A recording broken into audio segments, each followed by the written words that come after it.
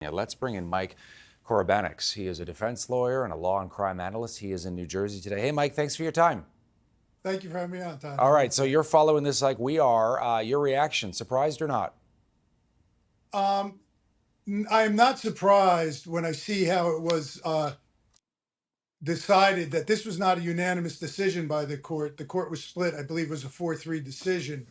There were some issues as the trial was going on when they were having, as I recall, when they were calling people who weren't victims of this case, and they were testifying as to his prior sexual activities.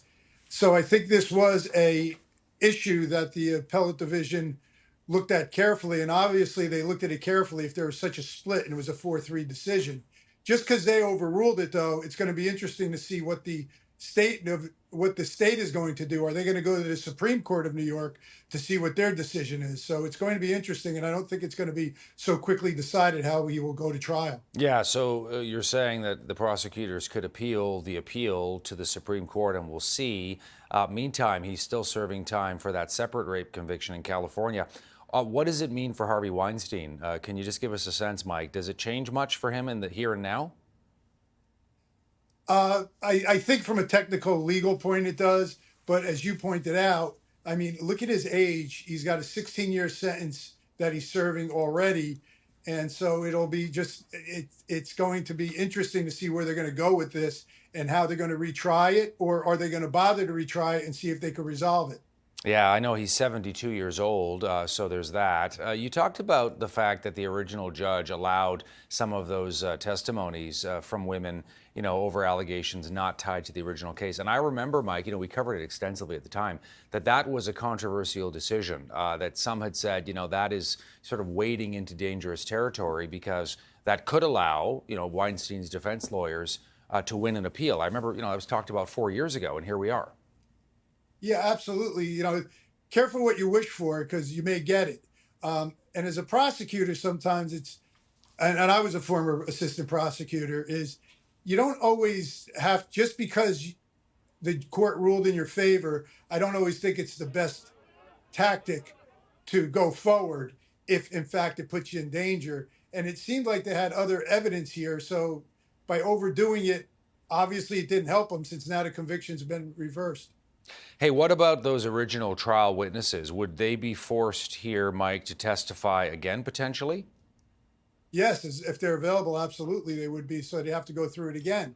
And that's also interesting too, because now with the defense, they're going to have more to cross-examine on because they have their prior testimony and prior trials. So this will be a longer trial because the cross-examinations, I assume, will be much more intense because you have one trial now you can relate on people's prior statements. Yeah, and just from a legal point of view, can you kind of get into the guts for us here? Is the appeals court saying, look, we don't think that he's guilty, or are they saying, look, we don't think the case was handled properly? They're saying, as I read it, they're saying we don't believe the case was handled properly. There's an issue about whether or not the jury was prejudiced by these uncharged actions that were brought forth in the case. So it's not really a question of guilt or innocence. It's just saying we're going to play the game over again. All right, tell me about a potential timeline. I mean, that original conviction goes back 4 years. Now he's won this appeal. What does it mean moving forward? This could be years. I think this is going to be difficult to see how quickly it's going to go because look at how long it took to get this appeal from the trial.